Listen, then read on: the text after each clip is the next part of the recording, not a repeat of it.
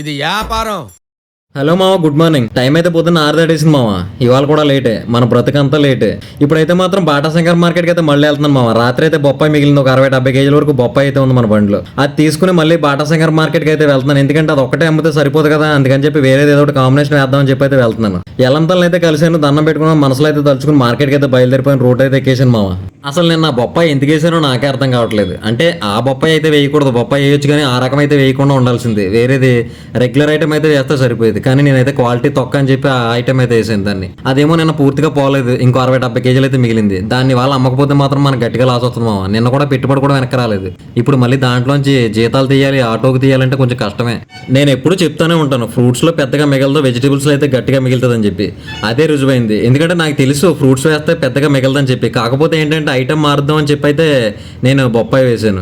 ఇవాళ అయితే దానికి తోడు సీతాఫలం అయితే వేస్తాను ఖచ్చితంగా, ఎందుకంటే అది ఒక్కటే కొంచెం రీజనబుల్ గా మార్కెట్లో దొరుకుతుంది. నిన్న మనం మార్కెట్కి వెళ్ళినప్పుడు చూసాను నేను రేట్లు, అప్పుడైతే అది కొంచెం తక్కువ రేట్లో ఉంది. అందుకని చెప్పి వాళ్ళైతే సీతాఫలం వేసి అమ్ముదాం అని చెప్పి అయితే అనుకుని మార్కెట్కి అయితే బయలుదేరాను. మేము ఉండే చోట నుంచి బాటా శంకర మార్కెట్ అయితే ఒక 25 కిలోమీటర్ల పైన వస్తుంది. అందుకని చెప్పి కొంచెం ఎర్లీగా బయలుదేరితే మనం కొంచెం ఎర్లీగా వచ్చేస్తాం వెనక కూడా. మేమేమో ఇక్కడ బయలుదేరేసరికి 6-6:30 అయిపోతుంది. మన పథకం గురించి తెలిసిందే కదా, అందుకని చెప్పి వచ్చేసరికి 10 అయితే దాటేస్తుంది రోజు. దారిలో నర్సరీ దగ్గర అయితే పట్టా ఇప్పేసాం, పైన బరకం అయితే ఇప్పేసాం. ఇదైతే నేను నైట్ మిగిలిన బొప్పాయి 4 ట్రేల్లో అయితే ఉంది. దీన్నంతా ఇవాళ ఏదో రకంగా సేల్ అయితే చేసేయాలి మనం, లేకపోతే మనకు లాస్ వచ్చేస్తుంది. ఆల్రెడీ చెప్పాను కదా. కానీ ఇదైతే 4 ట్రేలు ఉన్నాయంటే ఒక 60 కేజీలు ఉంటుందేమో. దారిలో మళ్ళీ దాహం వేస్తుందంటే మన ఆటోకి అయితే డీజిల్ పోయించాం ఒక 300 రూపాయలు. ఈ 300 రూపాయలు డీజిల్ పోయించి మళ్ళీ మనం అయితే రోడ్ ఎక్కేసాం. ఈ రోడ్డు చూడండి మనం ఎంత ప్రశాంతంగా ఉందో. మామూలుగా అయితే ఇది ఫుల్ రద్దీగా ఉంటుంది, కానీ ఎర్లీ మార్నింగ్ కదా అందుకని చెప్పి ఇంత ఖాళీగా ఉంటుంది. ఎర్లీ మార్నింగ్ రోడ్లు అయితే మాత్రం మంచి విశాలంగా ఖాళీగా భలే ఉంటాయి. మా ఆటో తోలడానికి అయితే ఈజీగా ఉంటుంది.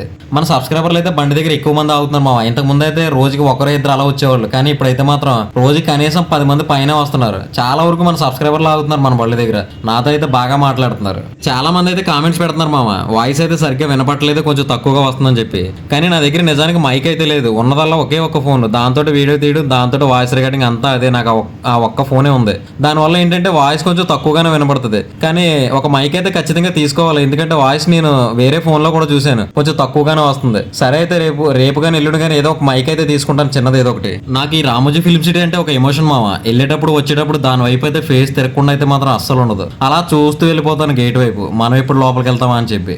మనం అయితే బాటా శంకర్ వచ్చేసాం మామ. మీకైతే నా సోది ఎలా అనిపించిందో కామెంట్ అయితే చేయండి.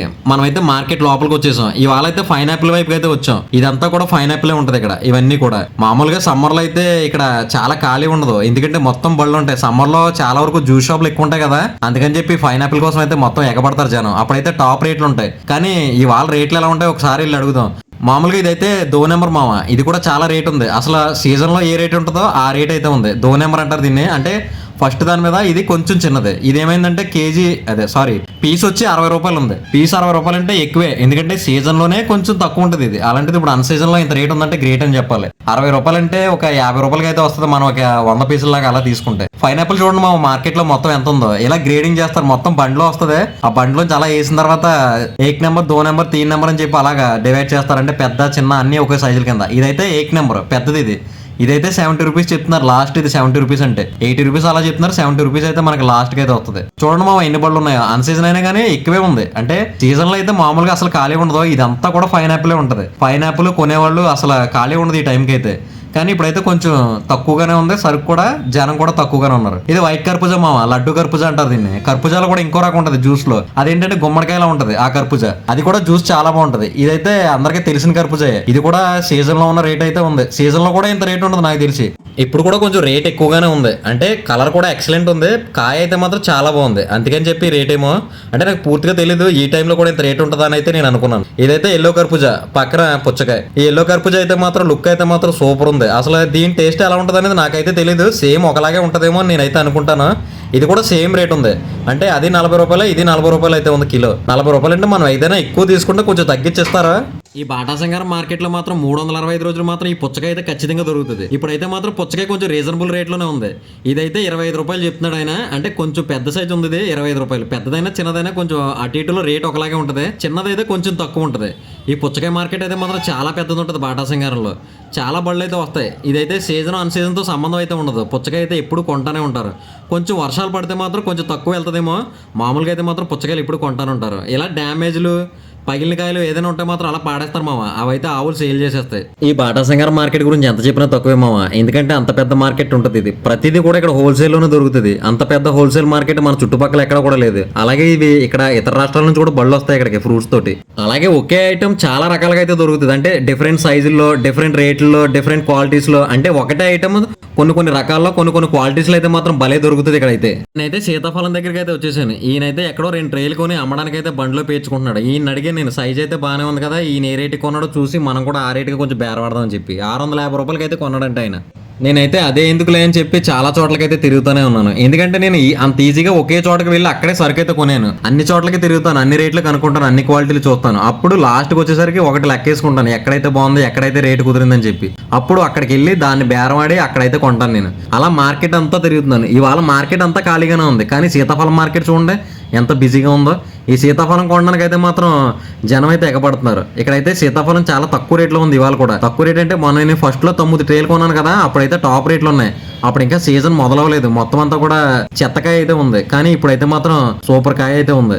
ఇదైతే మీడియం సైజు. ఈ సైజు వచ్చి 750 రూపాయలు చెప్తున్నాడు ట్రే. 750 రూపాయలు, 650 అలా అయితే ఉంది. 650 అలా అయితే వస్తుంది ఇది. కానీ కాయ అయితే బాగానే ఉంది. ఇందులో ఒక మ్యాజిక్ ఉంటుంది. ఏంటంటే పైకి చూడడానికి ఒకలా ఉంటాయి, కింద ఒకలా ఉంటాయి. ఇది ఈ కాయ అయితే మాత్రం చాలా బాగుంది. పళ్ళు ఇవన్నీ కూడా. ఇదైతే 6 డజన్లు ఉంటాయంట బాక్స్ లో. బాక్స్ వచ్చి 800. 6 డజన్లు 800 అంటే కొంచెం పర్లేదు అయితే అనిపించింది. కానీ ఆ 800 అయితే ఫిక్స్డ్ రేట్ ఇది ఈ కాయ. సరే ఇదైతే మన వల్ల అవుతుంది. ఇదైతే మన బండి మీద వేసామంటే కొంచెం కష్టమే అమ్మడం. మనకు అంత రేట్ ఎందుకులే, నేను అలాగే బొప్పాయి 70 అని చెప్పి అయితే కొనలేదు. చివరికి దీన్ని అయితే ఫైనల్ చేశాను. దీన్ని అయితే 100 పరీక్షలు చేసింది దీనికి, పైనుంచి కిందకి మొత్తం అంతా తిరిగేసాం. కాకపోతే ఎంత మంచి ట్రే తీసుకున్నా, మనం 1500 పెట్టి ట్రే తీసుకున్నా కూడా పైన అయితే పెద్ద కాయలు ఉంటాయి, కింద అయితే చిన్న కాయలు ఉంటాయి. అదైతే కామనే. సరే ఇదైతే కొంచెం పర్లేదు అన్నిటి మీద అని చెప్పి ఇదైతే తీసుకున్నాను నేను. దీన్ని కూడా అంతే 100 బేరాలు ఆడాను. ఇదైతే కేజీల లెక్క, ట్రేల్ లెక్క కాదు, కేజీల లెక్క అయితే తీసుకున్నాను. కేజీ అయితే 65 రూపాయలు చెప్పాడు. 65 రూపాయలు కాదని బ్రతిమాలతో 50 రూపాయలకి అయితే సెట్ అయింది. ముందు 3 ట్రేలు తీసుకున్నాను, 62 కేజీలు వచ్చింది. ఈ 3 ట్రేలు ఏం సరిపోతాయి అని మనసులో పీకింది. మళ్ళీ రేట్ కూడా కొంచెం రీజనబుల్ గా బాగానే ఉంది కదా అని చెప్పి అనిపించింది. సర్లే ఇంకేదైతే అదైందని చెప్పి మళ్ళీ ఇంకో ట్రే పెంచాను. 4 ట్రేలు అయితే తీసుకున్నాను. 4 ట్రేలు కలిపి 83 కేజీలు వచ్చినాయి. ఈ 83 కేజీల్లో ట్రే అయితే కేజీన్నర చెప్పున 4 ట్రేలకి తీసేస్తారు. అలా అయితే 76 కేజీలు వచ్చినాయి. ఆ 4 ట్రేలు బండ్లు వేసే లోపు నేనైతే 2 సీతాఫలం అయితే లాగించేసాను. ఇవైతే మనం కొన్నావు కాదులేండి, బయట ట్రేలు తీసుకున్నాను. మన కొన్న అయితే మన క్లాస్ వచ్చేస్తా కదా, అందుకని చెప్పి బయట ట్రేలు అయితే తీసుకుతున్నాను. ఈ 4 ట్రేలు బండ్లు అయితే వేసేసారు. ఈ బండ్లో ఈ 4 ట్రేలతో పాటు మన దగ్గర ఇంకో 4 ట్రేలు బొప్పాయి అయితే ఉంది. మొత్తం ఇవన్నీ పట్టుకెళ్ళి ఏదో రకంగా ఇవాళ అయితే అమ్మేయాలి. ఈ 4 ట్రేలు మన బండ్లు వేసేసుకుని వాళ్ళ ట్రేలు అయితే వాళ్ళకి ఇచ్చేయాలి. ఈ ట్రేల్ గురించి కూడా చాలా మంది అడుగుతున్నారు, ట్రేలు మనకు ఉత్తనే ఇచ్చేస్తారా అని చెప్పి. ట్రేలు ఎవరు ఉత్తనే ఎవరు, మన ట్రేల్లో వేసుకుని వాళ్ళ ట్రేలు అయితే వాళ్ళకి ఇచ్చేయాలి. అలాగే మనం అయితే మార్కెట్ నుండి బయలుదేరిపోయాం. ఈ పక్కన లెఫ్ట్ లో ఉండేది అయితే మొత్తం అయితే బొప్పాయి. ఇవాళ అసలు బొప్పాయి జోలికి అయితే వెళ్లే ఉద్దేశం అయితే లేదు. ఎందుకంటే మనం ఆల్రెడీ బొప్పాయి కొని లాస్ లో అయితే వెళ్ళిపోయాం కదా, అందుకని చెప్పి. లాస్ ఏం కాదులే, ఇవాళ ఏదో రకంగా అమ్మేస్తుందాన్ని. అమ్మేసి నైట్ కి అయితే ఏదో రకంగా నిన్న పెట్టిన పెట్టుబడి, జీతాలు ఇవన్నీ దాని మీద చాలా బాకీ అయితే ఉంది. అవన్నీ కూడా ఇవాళ తీసేయాలి ఏదో రకంగా. సరుకు కొనేసి ఇంటికైతే వెళ్ళిపోతున్నాం మామ. కేజీ 50 రూపాయలు చేసి అయితే కొన్నాను సీతాఫలం. కేజీ 50 రూపాయలు చెప్పిన 76 కిలోలకి ఎంతకో బిల్లు వచ్చింది. మొత్తం అయితే 38-70 రూపాయలు అయితే ఇచ్చాను నేను. 3870 రూపాయలు అయితే సీతాఫలానికి బిల్లు అయితే కట్టాను నేను. ఆల్రెడీ మనకి బొప్పాయి మీద బ్యాలెన్స్ అయితే ఉంది. మళ్ళీ ఇది ఒక 3870 రూపాయలు. ఇవన్నీ కలిపి ఇవాళ కనీసం మనకు ఒక 6000 నుంచి 7000 అమ్మితే గానీ మనం అయితే ప్లస్ లో అయితే బయటికి రాం. ఈ సీతాఫలం లాస్ట్ టైం వేసినప్పుడు కూడా మనకు పెద్దగా లాభం ఏం తీసుకురాలేదు. లాభం పక్క పెట్టండి, అసలు డబ్బులు కూడా సరిగ్గా అవ్వలేదు. అది దగ్గరికి అలా ఏదో అయ్యింది అంతే. కానీ 3 రోజులు అమ్మాం. ఆ 3 రోజులు కూడా జీతాలు అన్ని లాసే. దానికి తోడు ఏదో వెజిటేబుల్ అమ్మాం కాబట్టి అప్పుడు బయటపడ్డాం. రోడ్డు మీద పెట్టగానే ఈ సార్ వాళ్ళు వచ్చారు కార్లో వచ్చిన తర్వాత వీళ్ళు 8 కేజీలు అయితే తీసుకున్నారు సీతాఫలం. ఈ 8 కేజీలు ఒక్కసారి వెళ్ళేసరికి మనకైతే కొంచెం ధైర్యం వచ్చింది, ఏదో రకంగా ఇవాళ అయితే అమ్మేస్తానులే అని చెప్పి. కొంచెం స్లోగానే ఉంది ఫ్రూట్స్ అనేసరికి. కొంచెం స్లోగా ఎందుకు అనిపిస్తుంది అంటే మనం మొన్నటి వరకు వెజిటేబుల్ అమ్మాం కదా, అదైతే మనకి ఖాళీ లేకుండా జనం అయితే వస్తూ ఉంటారు, మనం వేస్తూ ఉంటాం. కానీ అదైతే 30 రూపాయల వ్యాపారం కదా. ఇదేమో ఒక కస్టమర్ ఆగాడంటే 200-150 రూపాయలు బిల్ అయితే ఉంది. అందుకని చెప్పి కొంచెం తక్కువ జనం ఆగినా కానీ కౌంటర్ అయితే ఎక్కువ వస్తుంది మనకి.